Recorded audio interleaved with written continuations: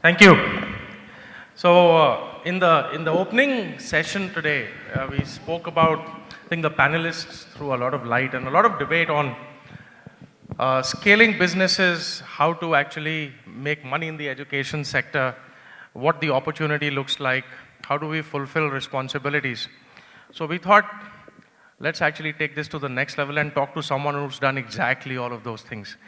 Rohit, all the way from San Francisco, California, thank you for joining us today. It's wonderful to have you with us here. And let me start. Given that we are short on time as we always are in these conferences. Tell us maybe a couple of things about yourself, and really interested to know where your entrepreneurial journey started and how TenMarks.com got created. Sure. So I started the education journey just about 10 years ago with the formation of a company called TenMarks. It was actually started at a basement in Delhi when we first came up with the idea, and I'll talk more about that. And in 2013, 4.5 years into the founding, it was acquired by Amazon. They came knocking on the door, so we're happy to dive into any details. But the journey started with, people always ask, what made you start it? Why education? Because now it's a hot sector. The previous panelists did a great job of talking about 100 million in funding just in India alone. You look at the US markets, it runs into a couple of billion in investments over the last few years. I'll tell you from 10 years ago when we started this, people looked at me and said, what did you smoke today, right? I mean, nobody was thinking about education as a business 10, 15 years ago. So we were one of the early ones. And when I think about what made us going, there's always the trigger. What gets you started? What's the idea? And then what's the energy, right? How do you do your diligence and build something or decide to just jump right in? And what does it take? So the trigger for me was something a little personal. It was in Marin County, just outside San Francisco. A niece had come home from 7th grade class and, got a C- in math. And my first reaction was, you're Indian, you can't get a C- in math. It's just not in your genes. And when we dug deeper, we realized that the real issue was that she had fallen behind in a couple of areas, which resulted in more gaps as the year got along. So we said maybe we could solve it with technology. But the real diligence came from looking at the sector in general, talking to a few hundred schools, a few hundred teachers, and realized there was a problem that technology could actually help solve, and then building a business model around it. So there was, of course, the initial trigger, and then what got us going into taking investments and building a sustainable business was actually figuring out what's the problem we can solve, who is the problem for, and then what's the business model around it. The core part I'll keep coming back to, and especially after 4 years at Amazon running their education business, is you got to focus on the business model, the small pieces, and the previous panelists talked about it. Which is interesting, and thanks for that. So it's always some personal trigger, I suppose, which makes you think. But you touched upon, you kind of had sort of almost two halves of the education sector innings. There was kind of starting something in a basement in Delhi, scaling it all the way where it became attractive to an Amazon. And then I guess the other end of the spectrum is for 3 years you were running the Amazon sort of education vertical. So you went from startup to one of the biggest companies in the world, which likes to think of itself still as a startup, but it's a $100 billion behemoth. So what was the journey like? And if I may, there's a lot of entrepreneurs in the room as well. As someone who's traveled the journey, I think twice over, and now starting your third innings, though I'll let you talk about that, I won't. What are the 2 or 3 sort of key lessons you'd like to possibly impart in terms of what you learned from your experiences? I mean, that's an interesting way of looking at it, right? Because the lessons that I learned as an entrepreneur were awesome, right? There's nothing that beats the idea of learning from building your own company and failing and starting again and making mistakes. That's great lessons. But I would put all that aside for the 3.5 years that I spent at Amazon. Boy, what a company to work for, right? As an entrepreneur, I rarely ever meet someone who says, I enjoyed being acquired and I enjoyed my life at a larger company, right? I've never met somebody say that. I never thought I would. My wife was, at the time of acquisition, said, you'll last there 6 months. It's not in your DNA. And I loved every minute of it because of the learnings the learnings at Amazon are just brilliant. So when, we talked about it over the last few days, that there's no 1 or 2 lessons, but I'll just rattle off a few.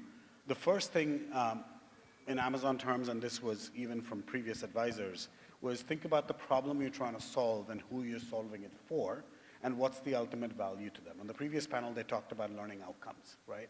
So one of the early days of TenMarks, one of our advisors was Clay Christensen at Harvard Business School, who's known for writing The Innovator's Dilemma and a bunch of other books.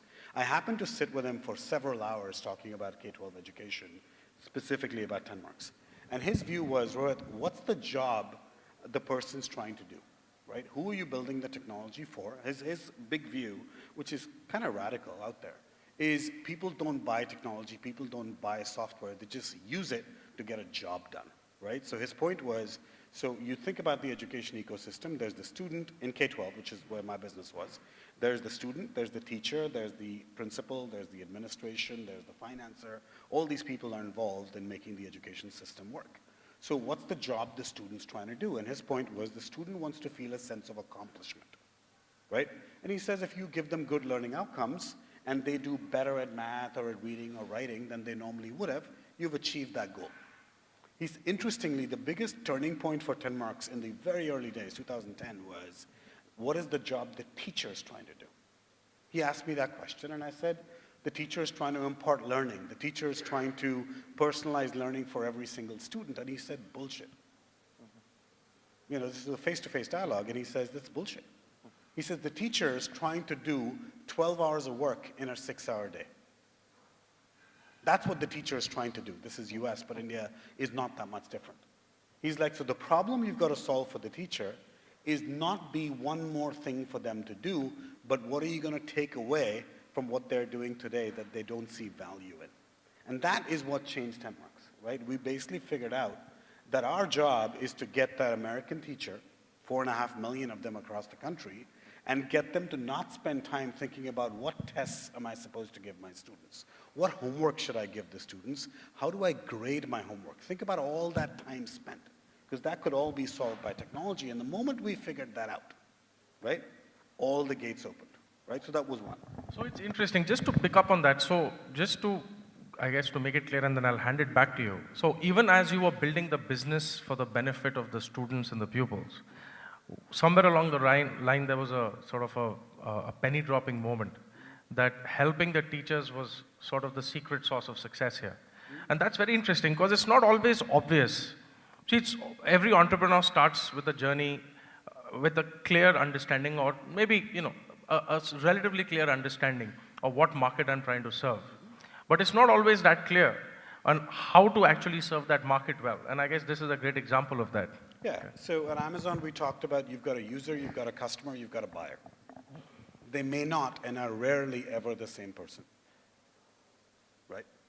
And in education, at least my experience has been that it is very, very true, right? So when we think about business models, what we realized, building on what we talked about, is the teacher, of course, was the customer that we cared about. The user is the student, right? And the teacher, of course. If the teacher doesn't bring it into the classroom, the student doesn't get a chance to use it. But we found that the customer may be the teacher, but the buyer is actually the principal or the administrator, right? So we had to build a business model around it. Now, when we started the business, people said, well, hold on, you can't sell to schools because it's a very political process. It takes 5 years to convince a school to buy it, and so on and so forth. And what we figured out is if you gave it away free, right? 10 years ago, freemium wasn't as popular, but the idea of giving the software away to teachers for free and building a clear paywall of how you could use it to a particular point, but beyond that, the school would get value, was one of the big reasons for our success. And in Amazon terms, you know, we talk about something very similar.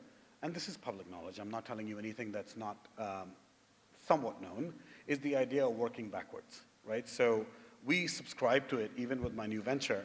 The idea of start by writing what 2 years out your success criteria would be. What would you announce 2 years from now if you're starting out as an entrepreneur? What would success look like? And start to write that press release, right? And if you do that, what we found was you actually clearly articulate who's your user, who's your customer, who's your buyer, because those are the guys who have quotes in the press release itself, right? And in order to make that happen, what is the business model that one would have to build? In order to make that happen, what are the outcomes you've got to drive? So in the previous panel, the panelists talk about learning outcomes. And that was core to what we did. You know, why did Amazon buy us? One of the big reasons behind it is even though we didn't have research studies, it takes, 5 to 7 years to build a significantly, acceptable research study around student outcomes, right? We had 3.5 years behind us, but what we did know is through technology, through the fact that we could measure every single click, we could tell you that if a student struggled with a topic, and if they were on TenMarks for 15 minutes, the average outcome went up by 26%. That nobody could argue. We could do that over and over and over again, and it was basic common sense, right? If you got a kid to do math for an extra 15 minutes a day, chances are their learnings and the outcomes will get better. So we could prove that engagement led to outcomes, and as long as we had that and we had that at scale, we could see an exit. Well, that's fantastic. And I love your idea, by the way. I think for the entrepreneurs in the room, the challenge of writing my PR in 2020, as we sit here today, and what I would like to tell the world about the success of our business, I think that's a great, and I guess a very, I've not heard it before, a very innovative way of sort of, visualizing what success looks like. But I'd just like to turn the page a little bit. One of the things that is a perennial debate in India in the investment community, in any sector, is the whole notion of the exit, right? Whether it's angel investors or institutional investors, entrepreneurs, everyone's biggest pain point is the exit. Now, clearly you had one, and a very successful one at that. What advice would you like to give to the ecosystem, or what experiences would you like to share on this topic? Yeah. So, exit is, a little bit of it is luck. Obviously, luck plays a huge role in it. But what I've learned through the years is you can build a business that is ripe for an exit. And what I mean by that is part of what Jeff talks about in building a working backwards business. Part of what Jeff talks about in building a business working backwards from your press release or your outcome is the idea of knowing. And VCs always say, don't think about the exit. I'm sorry, I think about the exit before I start a company. And what I mean by that is not that I'm looking to get bought, but the idea that in order for this to reach an exit, what are the things that will be important, right? So in an education business or my current business, which is a digital health business, the idea of ultimately for us to be successful, if I have a clear picture of where I'm going to be in 2020 or 2019, am I going to be a pain in the neck for somebody? So businesses get bought, they don't get sold, right? That's just a view that I have. So in order for a business to get bought, I've got to think about it from a buyer's point of view. And 3.5 years at Amazon, I was on the buy side for 3 of those 3.5 years, buying companies or looking to acquire companies, right? And part of what we did was analyzed, well, as an Amazon, why would I buy a company? And it's no different from the sell side either, right? It is either because it's technology that the acquirer can't produce themselves in the right time frame, which is great, but that's very rare, right? And it happens in the Valley with core technology, but not so much in education, right? Then the second becomes, well, am I being bought because there are certain business models or curriculum or things that I've created that the acquirer could actually take and just expand their business, right? So for example, if Amazon is building a Kindle business or an ebooks business, if an entrepreneur or a startup comes along or gets discovered that could actually add fuel to that business or add a feature to that business, that becomes a no-brainer. The third becomes a large entity actually looking to enter a business, and you become, or the startup becomes a great way for them to enter it. So I look at it as, okay, for my healthcare business today, there's pharma companies, there's electronic health records companies, there's Apple and Amazon and Microsoft and Fitbit and what have you. All of those companies have different types of customers. What business am I building, and how would it become invaluable to 2 or 3 of them? So the chances of exit. So the exit strategy actually starts right at the inception. There's multiple exit strategies, and to me, it starts by ultimately what I'm trying to get to. Either it could go public, like we talked about CL Educate, we talked about Team Lease. Those are great outcomes. But for 90% of people in the room, you're not going to see those outcomes. Sure. Right? So part of it, from at least my view, is setting it up so you have the trade sale. Yeah. Wonderful, Rohit. I think the other part of that also possibly is the vast difference in regulation and what you can and cannot sell to students in schools and so on in the US versus almost none in India as well, isn't it? Exactly. I mean, India is all private schools. The US is mostly public schools. In fact, in the US, we don't even think about private schools as a market because there's only a few thousand of them or 100,000, only a few thousand of them. And the idea of making money, they're always short of money, whereas public schools have plenty of money because it's government funded. Super stuff. I'm afraid we'll have to hold any more questions to the coffee break. Rohit, that was a fantastic few minutes. Thank you for coming. I know you were a fair distance away from here, even you were in South Delhi. So coming all the way to Gurgaon on a cold morning to share your experiences and thoughts with us. I walk away enlightened. There's some great takeaways in your idea of the future press release, thinking about the exit right from the start, and so many other great thoughts that you shared in the journey at Amazon and your new entrepreneurial journey as well. You've given us a hint you're starting something in the healthcare space, so best of luck with that. Ladies and gentlemen, we'll conclude with that. Please, big round of applause for our guest, Mr. Rohit Agarwal.